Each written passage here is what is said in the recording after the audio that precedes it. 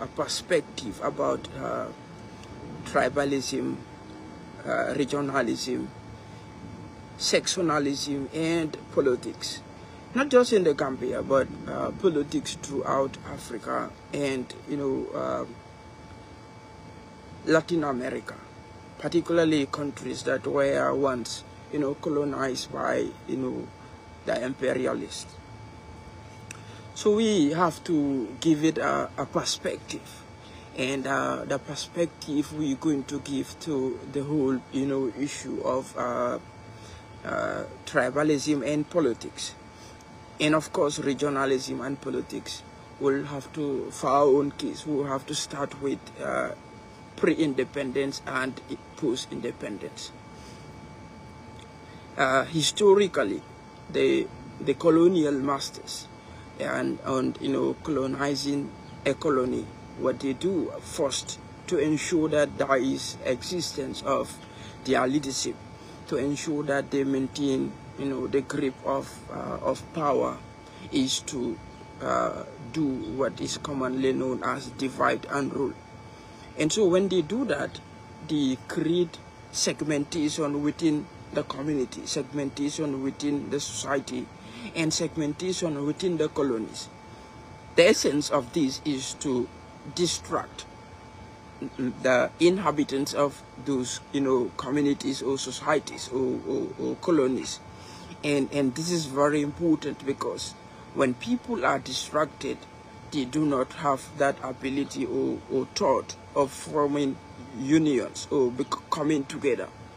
And so when they have issues of difference, when they have divisions within themselves, they will be fighting each other in pursuit of gaining dominance.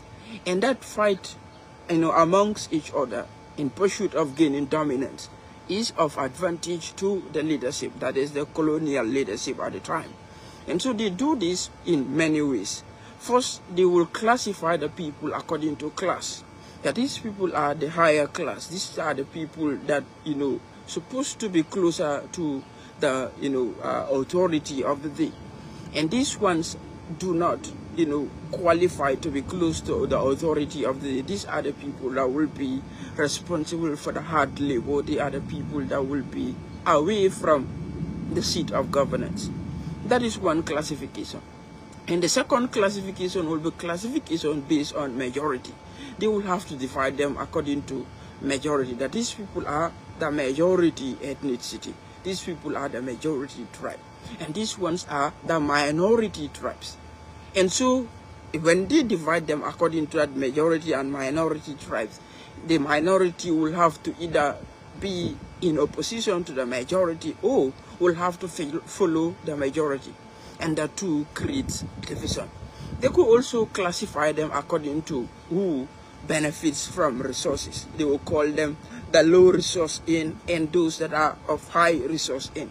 And so there are many ways of classifying these communities or these colonies or people into how will I call it, into opposing groups or opposing subsections of the same society. So when they do this, they have the ability to manipulate the majority, or sometimes a group of the minority for them to be able to hold grip of leadership. And so if they have the ability to manipulate the majority or manipulate the upper class or so-called higher class of society, they give them responsibilities, some responsibilities closer to governance. That will be a source of making them busy in order for them not to be in opposition or to be a resistance to the authority that is in place. In majority of the colonies in West Africa and Africa in general, they do that. There is a segment of society that they call the so-called upper class. They give them some responsibilities, like be the teachers, be the tax collectors, and a few of them, they give them opportunities to go and read and be support staff, like be a nurse, or be one doctor among the whole of Banjul, or one doctor within the whole of Brikama, or one doctor within the whole of KMC. And the essence of that is to give them a little satisfaction, at the same time creating distraction, so that the authority in place will not be challenged. This is done, or was done, all over colonies in Africa, and of course in Latin America. They did that because that was the only way they could maintain their authority in those colonies. And this continued. And so the mind becomes receptive and adaptive to what it is used to doing. And when slavery, the so-called abolition of slavery, came about, the majority of the folks living at the time have already consumed this ideology of divide and rule, and have lived with it, and some of them benefited from it. But also, there are the minority, or the group that have been segregated, or the group that have been marginalized, lived with that resentment. They lived with that resentment. They lived with that dissatisfaction.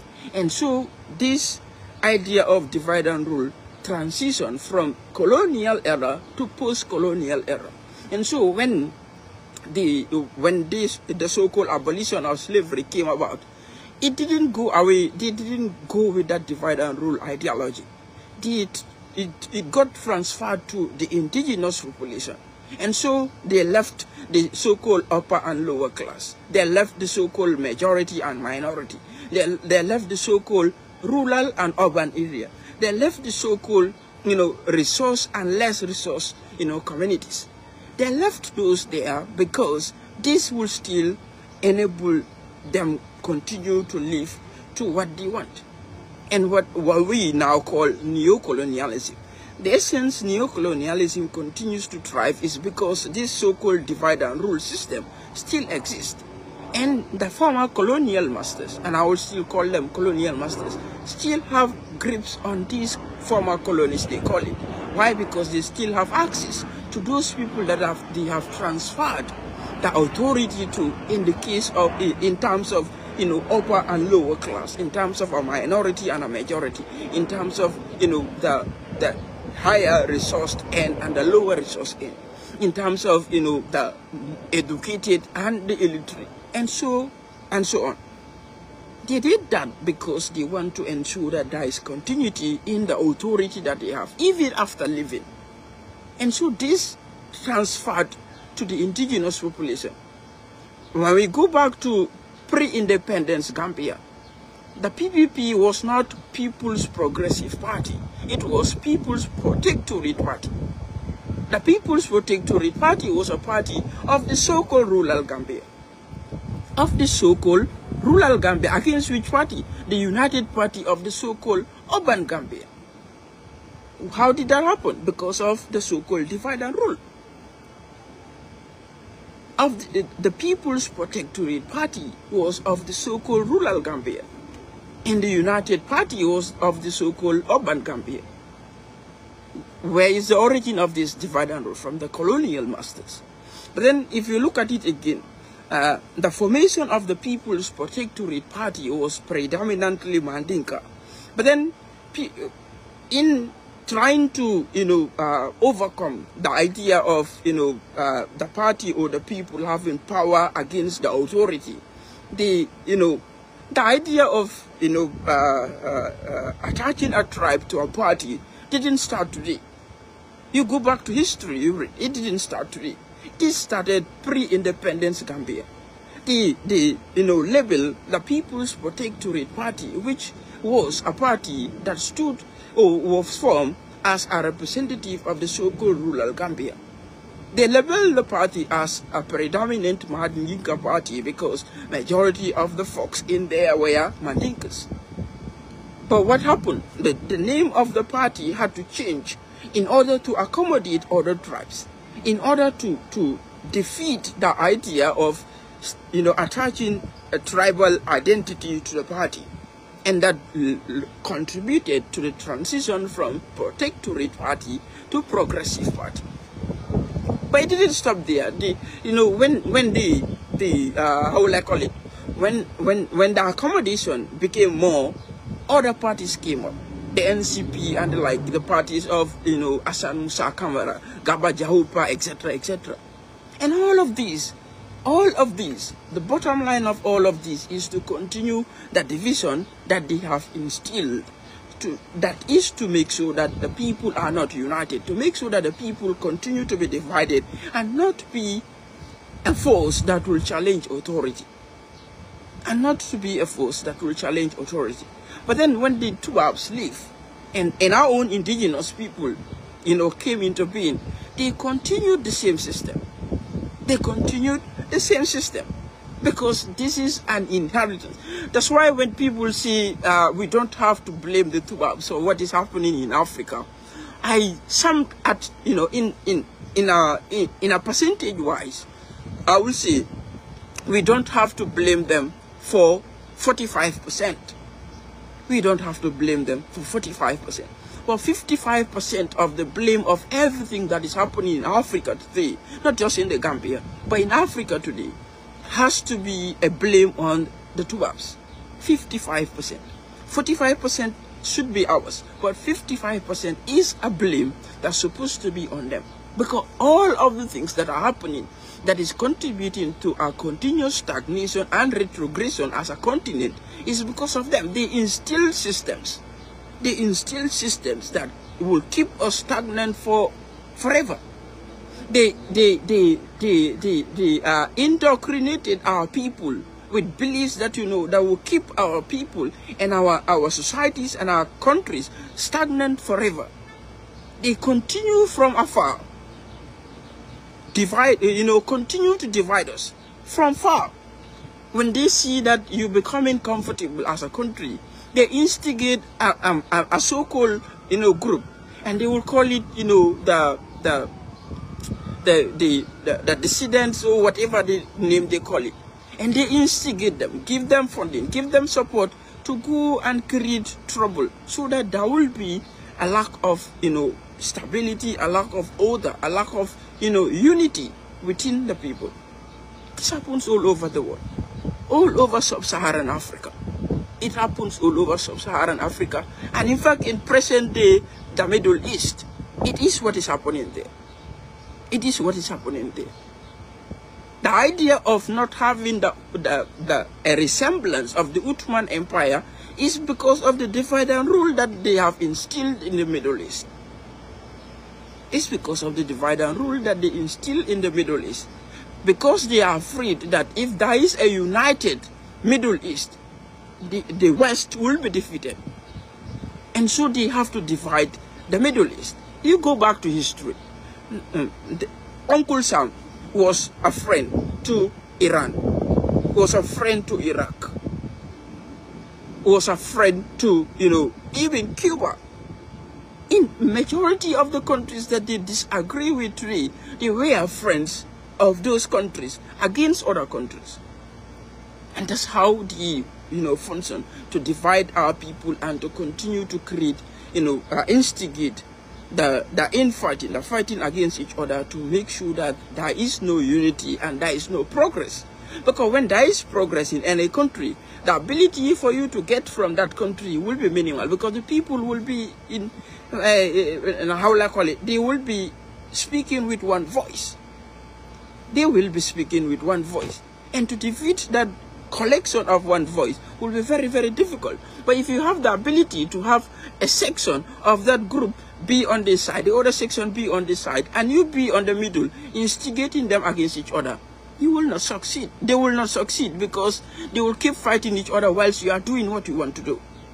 And this is the problem that they transferred and instilled and indoctrinated our people to this date. To this date. And this is the reason why we continue to have the issue of tribalism, regionalism, and segregation or division based on religion and all other kind of things. Ironically, in their own backyards, none of these things are accepted, because there are laws that, prohibit their existence.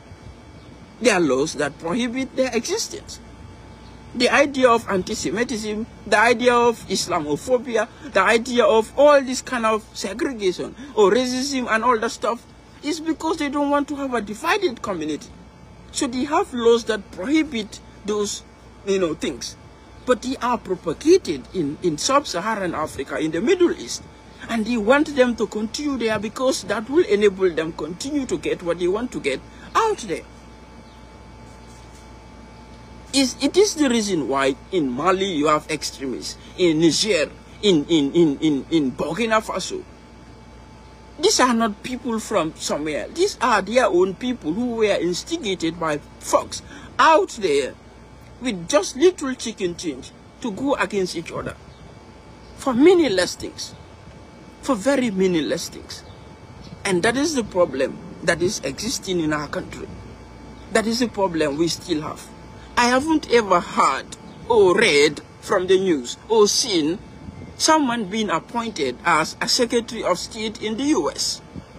And some group gets up and say that this person is from Ireland. This person's grandfather is from, Eastern Europe or East Germany then. Or this person's grandfather is from, Israel. Or this person's grandfather is from Poland. I haven't read that. I haven't read that. In the UK, you have, a prime minister whose parents are from India. And he is the prime minister of UK. He is the prime minister of the UK. But they have laws that will stop people developing those, divisive, rhetorics, etc. In Africa, they don't want us to have that. If for example, the son of, the grandson of a Senegalese is president of the Gambia, everywhere will be he is not Gambian. He's from Senegal. The grandson of a Bissau Guinean is president of the Gambia. Everywhere it will be he is not Gambian.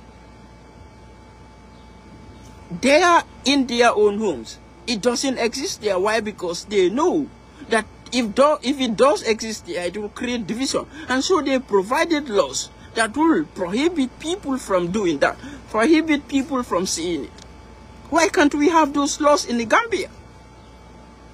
We are more related in the Gambia than they are in Europe, than they are in America. We are more related in the Gambia than they are in Europe and in America. I could go to Koina today, and before the day breaks, I will see someone who either knows me, knows my family, knows somebody that I've gone to school with, knows someone who came from Fajikunda or wherever. You cannot get that in America. You cannot get that in Europe. You cannot get that in Asia. That shows you how related we are as people. And so we should have laws that will ensure that there is prohibition of divisive rhetoric, be it tribalism, be it regionalism, be it based on religion, or based on whatever divisive thought it is. We should have those laws, and we should see everybody as Gambian, everyone as Gambian, regardless of where you come from. Gambian based on what our constitution says. Gambian based on what our constitution says. And once we see everybody as Gambian based on what our constitution says, we will know that whoever is given a position of authority in government, in public service, is representing us as a Gambian, not as a regional, a person from the same region like I do, or from the same tribe like I do, or from the same, religion as like I. No, but as a Gambian representing Gambians.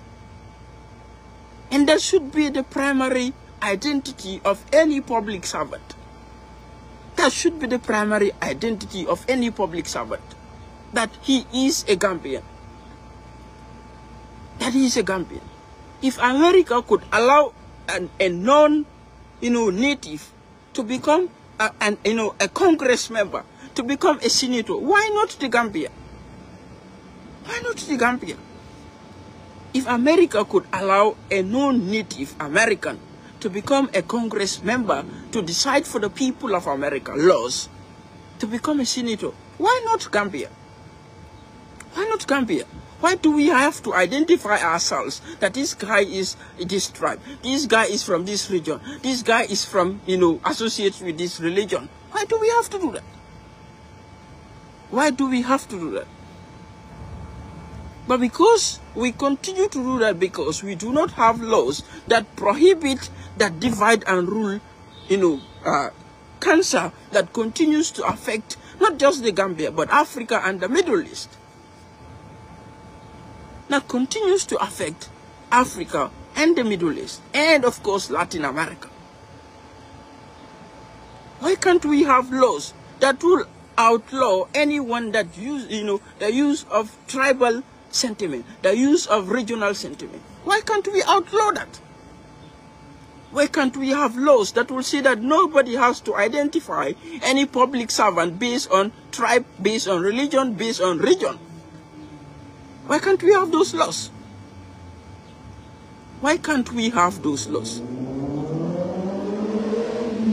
It's difficult for us to have those laws because politicians benefit from the divide and rule. They put people against each other in order to get votes and continue to be in place. And this is why I take the people to be the foolish people. I have said many times that I have never seen the daughter of Uncle Dabo quarreling with someone. The son or the daughter of Barrow quarreling with anyone. I haven't seen the son or daughter of Halifa Sallah or Mama Kande or Mai Fati or any of these politicians quarreling with anyone. I have never seen it. I've never seen it. But it is the sons and daughters of poor people. It's the sons and daughters of old men and women who are struggling to have a living, who will be quarreling and fighting each other on the internet, in the streets of Banjul, about politicians whose sons and daughters are busy making lives for themselves. About politicians whose sons and daughters are busy making lives for themselves. You have to think. You have to think and be very informed. Why would I have to fight with someone I don't know? With someone I don't know whether I'm going to benefit from that person tomorrow. Why will I fight with that person for a politician whose son or daughter is not fighting for him or her? Why will I do that? Why will I do that? But it goes to, the whole idea of the lack of awareness. You see, you could go to school, you could have a degree, particularly this era, that people could have, degrees without getting the knowledge that the degree outlines. You could have a PhD, that you have got a doctor, a doctor of philosophy, but you do not have nothing of that certificate. You don't have nothing of that certificate. And it is very common now. It's very common now. It's very easy to have a degree and very easy to have a certificate. Very easy. But you're not going to have that knowledge the certificate represents. And so awareness is very important. And we could only get this awareness when we inform our people and educate our people on the civic responsibilities that they have as citizens. First, to themselves, and two, to the country. Every citizen of the country has a civic responsibility to him or herself and to the country. Every citizen of that country has a civic responsibility to himself and to that country. It is your civic responsibility for you to be a useful citizen. For you to be a useful citizen. That is a civic responsibility on you. You have to be useful. You have to find means of being useful to yourself, to your community, to your family, your community, and the nation. It is a responsibility of yours. It's not government's responsibility. It's your responsibility to be useful. And once you become useful, it now becomes the responsibility of the government to utilize your usefulness. It now becomes the responsibility of government to utilize your usefulness for it to benefit the nation. So that is a responsibility of yours. And in becoming useful includes getting education, being serious with your education, and be someone that has, pursues, high education. And if not only higher education, you could be a useful citizen by getting a trade or skills. Develop a skill set that will make you a useful citizen to benefit yourself, your community, and the nation. That's your civic responsibility. But how many people know that? A very minute few. That's why every time they complain that a 40-year-old will sit at the house and say there is no job. What have you made? What effort have you made to become useful? Because they don't have that civic responsibility and that civic awareness that they have to be useful. In the Gambia, a 40-year-old will still be sleeping at the family house, and the father and the mother, old 60, 70 years old, will get up, go to the market, bring what to eat for lunch, for dinner. And the 40-year-old is sitting under the tree. Is sitting under the tree. The mother, the father goes to the market, goes to the farm, and comes back, or goes to wherever to get money, comes back and gets the food on the table. The 40-year-old, the 45-year-old, the 50-year-old is seated there with his kids. That's in the Gambia. But because we don't have civic awareness and responsibilities, in Europe and America, at the age of 18, you are already useful. You're already starting to think of what to do to become a very responsible, adult. 18 years old. At the age of 18, you are already thinking about how to become useful. How to become useful. And so, civic education is very important. It is the only way we could help in addressing the issue of tribalism, the issue of identifying public officials based on their tribes, based on, their religion, based on the region that they came from. Civic education is what is going to get us stop doing that. I don't have to identify a minister because he is Chola, he is Wolof, he is Mandinka, or he is from Jara, he is from CRR or whatever, or he is Christian, or he is whatever. No. I have to identify the minister based on the qualifications that he or she has for holding that portfolio. That's what our Constitution says. That's what our Constitution says. Our identity as Gambians is on our ID card. That we are Gambians, that we have met the requirements of being Gambians. And the identity of a minister is based on the qualifications he or she has to hold that portfolio. Inasmuch as we do not instill civic knowledge on our people, we will continue to be identifying each other based on tribe, based on religion, and based on region. In 2017, we've had a lot of claims and allegations that Jammeh appoints only Jolas. We had all of that. But in 2017, we thought that there will be a change of, a change or a shift from these very things that we're talking about, or these allegations we made of Jammeh, that there will be change, that there will be a complete shift from that tradition to the tradition of employing people based on qualifications. Employing people based on qualifications. Majority of the people don't know. During Jawara's era, there are folks whom graduate from high school and they go straight to the ministry to work. They graduate from high school and go straight to the ministry to work. And there are others who have graduated from university, from college. They don't have a job. They don't have a job. And majority of the people disgruntled about Jammeh and his folks are the people who had no qualifications. They had no qualifications and were working. When these folks came, they took them out, they got disgruntled, and they ran to Europe and America and became anti-establishment. That includes the guy with the mini boss forehead in Scotland. It includes him. These are folks that graduated from high school and became employees of the ministry in the Jawara era. In fact, it became inheritance You work, when you retire, you put your son there. Your son replaces you in the institution. This was happening in the Jawara era. It was happening in the Jawara era. And so when these folks came and stopped that, those sons and daughters of the people that were doing that got disgruntled, ran to Europe and America, and became anti-establishment. They became anti-establishment. And it's the same thing that is coming back. The idea of, my father working at, GCA, for example, where he used to work, I have to replace him there as an employee of GCA, even when I don't have the qualification to work there. This is a system. When people tell me that Jawara was a Democrat and, the governance system was Genafidu governance, I just look at them and take them to be foolish people, stupid people, because we are informed of history. We are informed of history.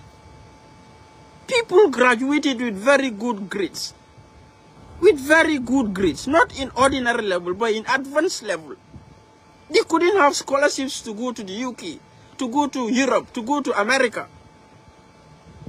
Others graduated with very poor results. They went to America, they went to Europe because their parents were close to the corridors of power.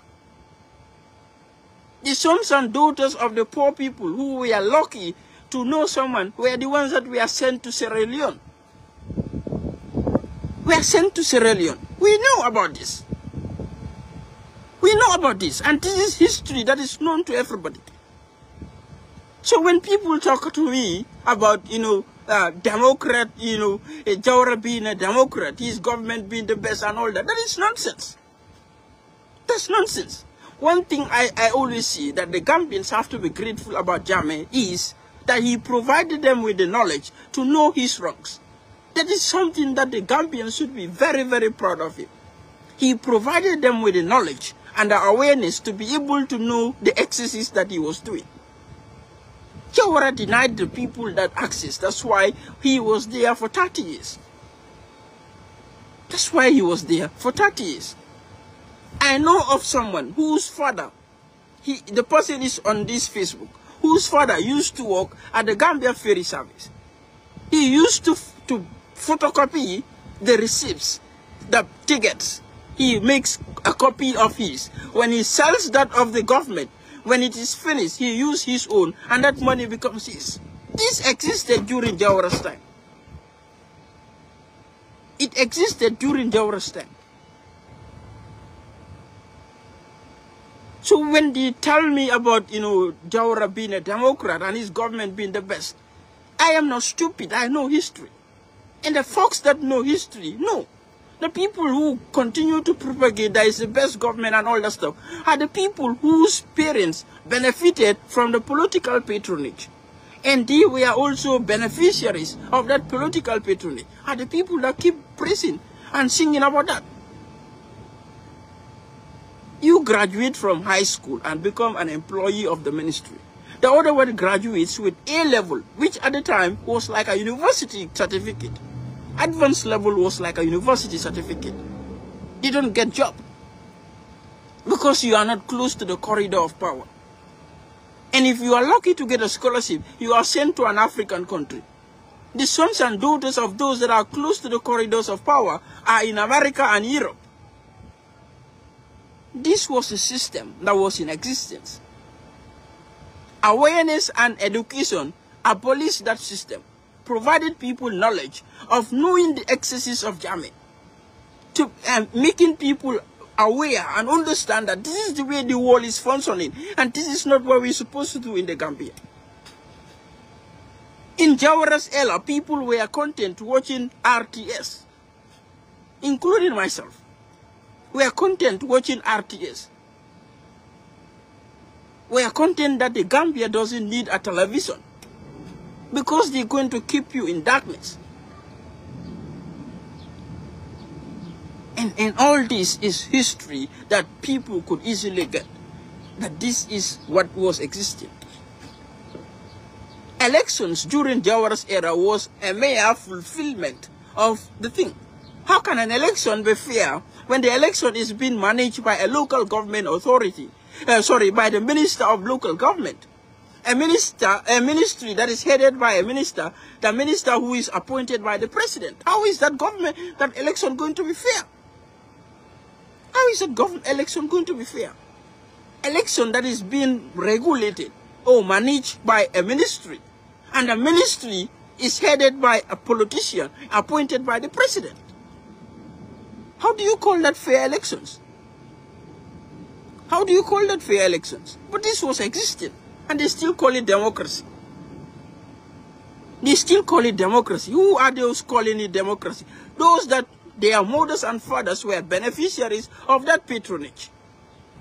And they too were beneficiaries of that patronage. Are the people that still want to, fool the majority uninformed people. So in 2017, we said that Jammeh was doing these excesses. We're going to stop these excesses Jammeh was doing. That we're going to come back to do what is right, to provide equality and equity among all citizens. That everybody will have access to the national cake. That everybody will be a beneficiary of the resources of our country. That was the promise of Coalition 2016.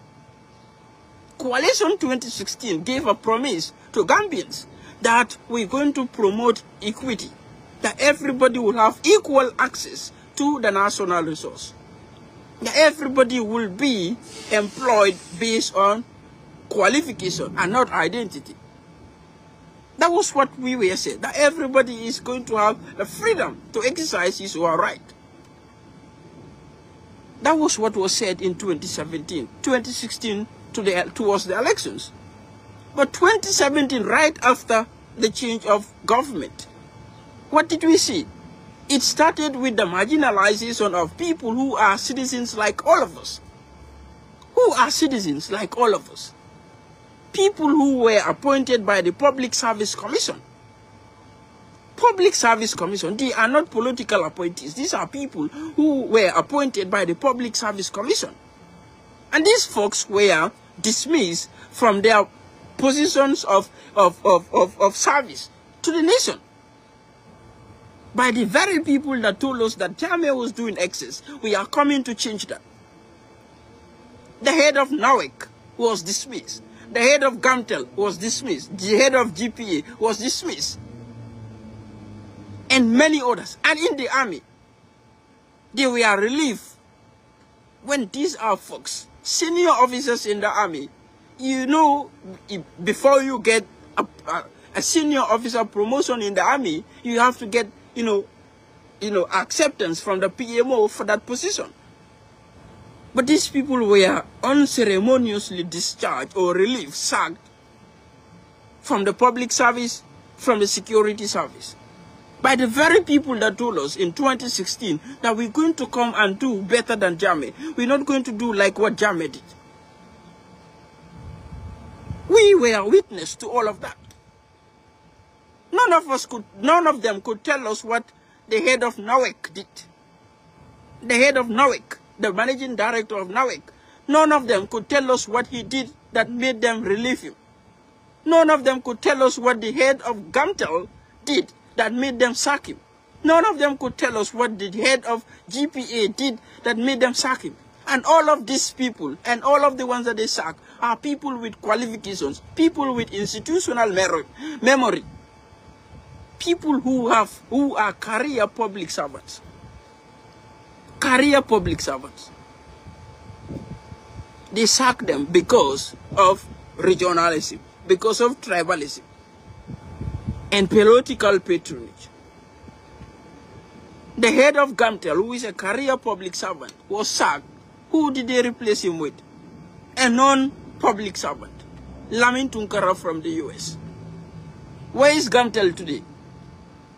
The head of NAWEC, a career public servant, was sacked. How is NAWEC today? GPA, the same. But these are people who told us in 2016 to 2017 that they're going to come and make changes. They're going to come and not do what they accused Jammeh of doing. And not do what they accused Jammeh of doing. When Abdoulaye Bojang was appointed as ambassador to South Africa, the people program asked Uncle Dabo, why is it that only Abdoulaye Bojang is being appointed or given a government position? His answer was that he is the only qualified Jola. His answer was, he is the only qualified Jola. But I know the reason why he was appointed. The reason why he was appointed is because he was, by de facto, the head of the APRC. And appointing Abdoulaye Bojang could get them the APRC votes. That's why they appointed him.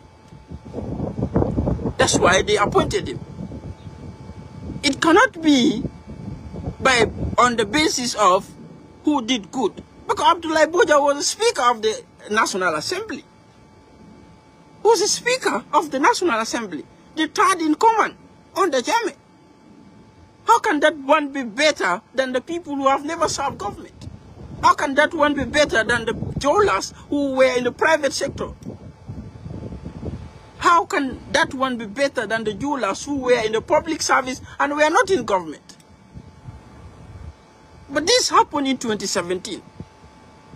It happened in 2017. And we do witness as well. In 2017, folks who were part of government under Jammeh were kept there because they decided to switch allegiance. They decided to claim to be whatever, and they kept them there. The others were used as scapegoats and sent away. I'm going to tell you the secret. Those folks that were sent away without reason, whenever government changes, they're going to sue government and they're going to claim compensation from the very day that they were relieved from service to the very day that the government, their lawsuit was placed. They're going to get everything paid back at the cost of me and you as taxpayers. At the cost of me and you as taxpayers. That's what the law says. You don't dismiss people for no reason.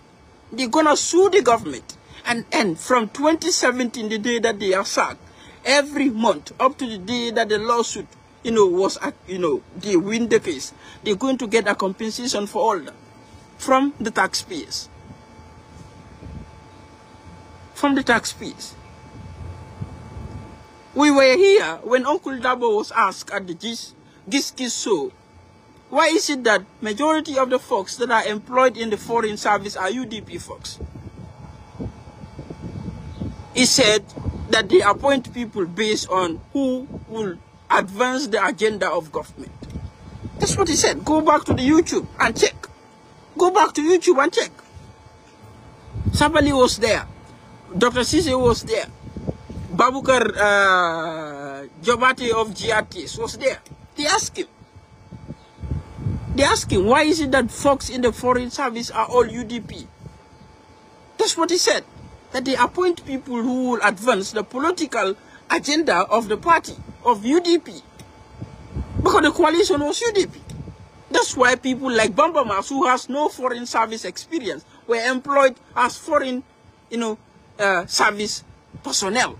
People like Ibrahim Adiba, who has no formal qualification, were appointed as foreign service folks. The Aliou Sedikan, or in Qatar or whatever, all of those people. In 2017, 2018, all of this existed. All of this existed. And we are all witness to that. But these are the people that told us in 2016 to 2017 that they're not going to do what Jammeh is doing. They're not going to do what Jammeh or what they accuse Jammeh of doing. 2017, they went back to do more than what Jammeh did.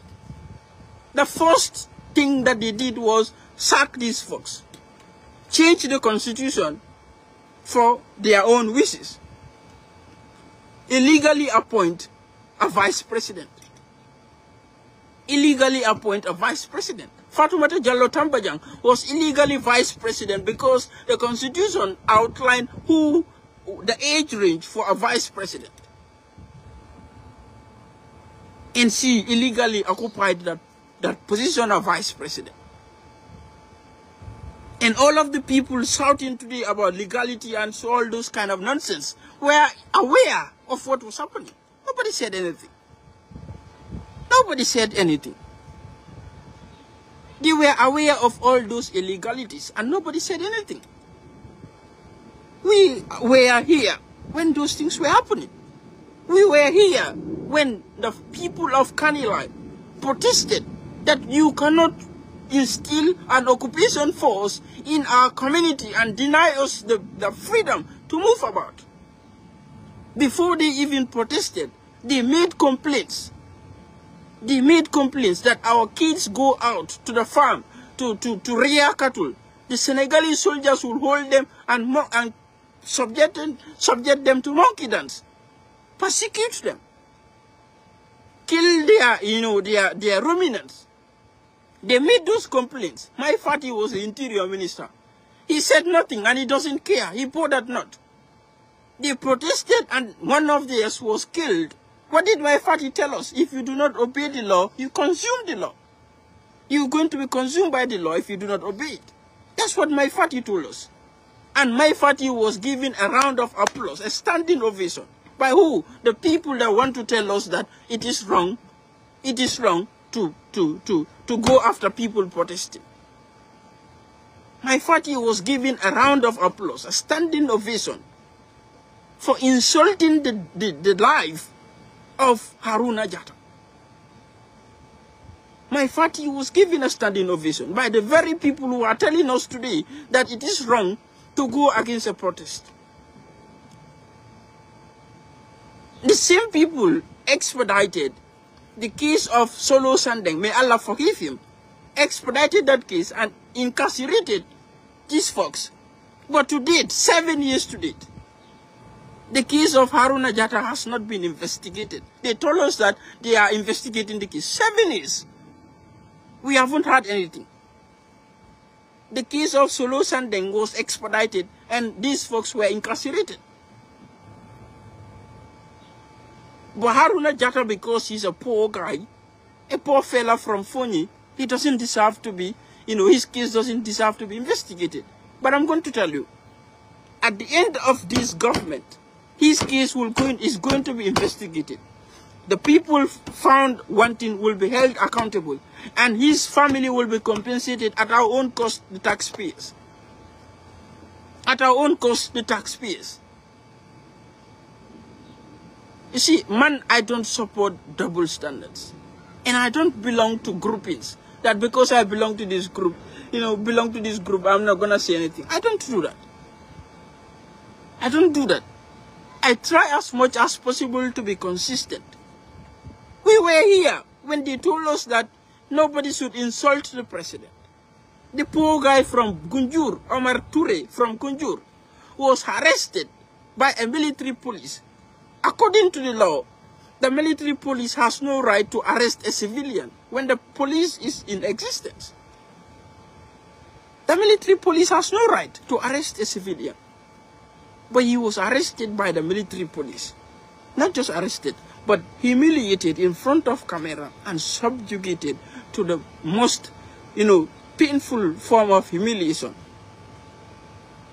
And who applauded them? The people crying today, saying that Ibrahim Adiba's rights are being, abused. The same people who said Ibrahim Adiba's rights are being abused applauded the police. They applauded the military police for humiliating the guy. And many other things that, I cannot, if I say I will name everything, I'll be out until, the next day. We witness all of those things happening. And today, the same people want to tell us that we have to do it another way. That we have to do it another way. That we have to say something different. That, they are the people, what Barrow is doing is not right. He's being abusive, he's doing that, he's doing this. When they are the people that taught Barrow. Everything that they are accusing the government of are lessons that Barrow learned from them. The lessons that Barrow learned from them. Everything. There's nothing new. Everything that the Barrow is doing are lessons that Barrow learned from them. Everything that they're accusing, the appointments, everything. Everything.